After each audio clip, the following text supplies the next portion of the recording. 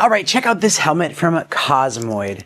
So this is a great one if you're rollerblading, roller skating, or doing any kind of activities outside where you might need a helmet.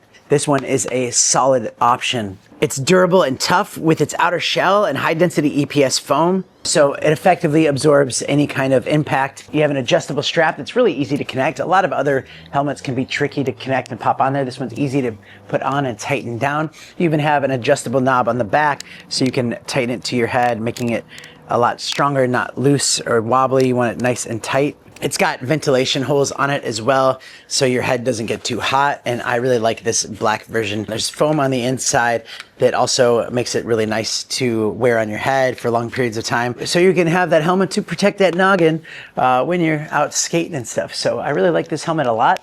It fits nicely. I like that it doesn't sit too low, and yeah, it's great. It's gonna keep me protected. Highly recommend it, and thanks for watching.